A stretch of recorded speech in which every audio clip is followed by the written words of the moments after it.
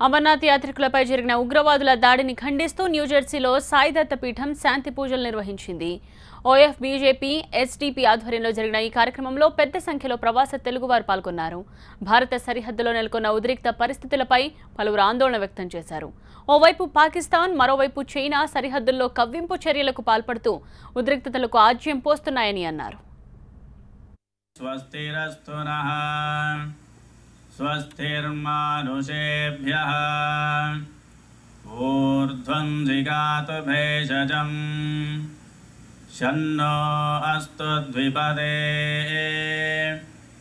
शञ्चचुष्पदे ॐ शान्ति शान्ति शान्तिः. పాక్ ప్రేరేపిత ఉగ్రదాడుల్లో ప్రాణాలు కోల్పోయిన అమర్నాథ్ యాత్రికులతో పాటు జవాన్లకు నివాళులర్పిస్తూ వారి ఆత్మశాంతి కోసం సాయిదత్త పీఠంలో ప్రత్యేక పూజలు నిర్వహించారు. ఈ కార్యక్రమంలో ఓవర్సీస్ ఫ్రెండ్స్ ఆఫ్ బీజేపీ కార్యకర్తలు హాజరై ఇస్లామిక్ టెర్రరిస్టుల దాడుల్ని ఖండించారు. రాజకీయ పార్టీలకు అతీతంగా అందరూ కలిసికట్టుగా ఉగ్రవాదంపై పోరాడాలని పలువురు పిలుపునిచ్చారు.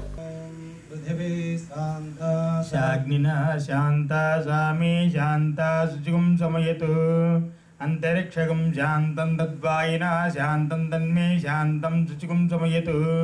पृथ्वी शांतिरंतरिक्षगं शांतिर्द्योश्शांतिर्दिशश्शांतिरवांतर्दिशाश्शांति रग्निश्शांतिर्वायुश्शांतिरादित्यश्शांतिश्चंद्रमा शांतिर्नक्षत्राणि शांति रापश्शांतिरोषधेश्शांतिर्वनस्पतिश्शांतिर्गोश्शांतिर्या शांतिरस्वश्शांति पुरुषश्शांतिर्ब्रह्मशांतिर्ब्राह्मणश्शांतिश्चांतिरेव शांतिश्चांतिर्मे अष्टशांतिः.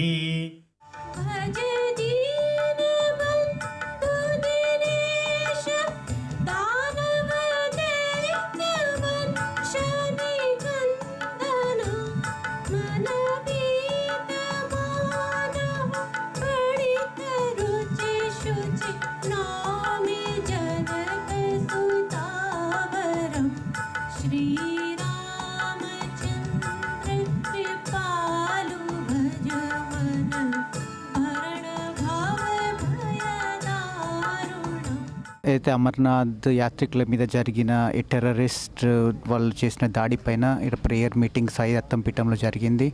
అయితే ఇక్కడికి వచ్చిన వాళ్ళందరూ ఈ శ్రద్ధాంజలి ఘటిస్తూ మరియు మనం ఇక్కడి నుంచి ఏం చేయగలుగుతాం అనే విషయం గురించి కూడా చర్చించారు.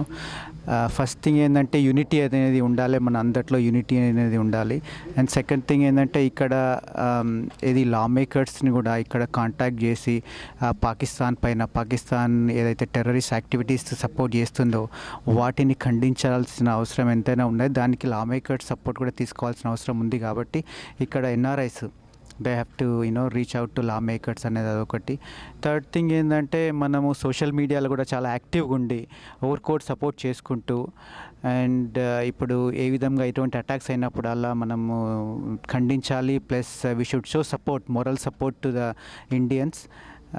ఎవరైతే విక్టిమ్స్ ఉన్నారో వాళ్ళకి సపోర్ట్ చేయాలి అనే ఉద్దేశం కూడా దాని గురించి కూడా మాట్లాడారు. న్యూజెర్సీలో సాయిదత్త పీఠంలో మేము అమర్నాథ యాత్రికులకి వాళ్ళ మీద జరిగిన కాల్పుల దాడికి ఖండించడం కోసం శ్రద్ధాంజలి ఘటించడానికి ఈరోజు మీట్ అయ్యాము. ఇక్కడ అన్ని అసోసియేషన్స్ లీడర్స్ పెద్దవాళ్ళు వచ్చారు. వాళ్ళందరూ భారతదేశంలో జరిగినటువంటి అమర్నాథ్ యాత్రికులపై దాడి, ఉగ్రవాదానికి మతం లేదనుకుంటూనే ఇలాంటి సంఘటనలు జరగడం చాలా బాధాకరం.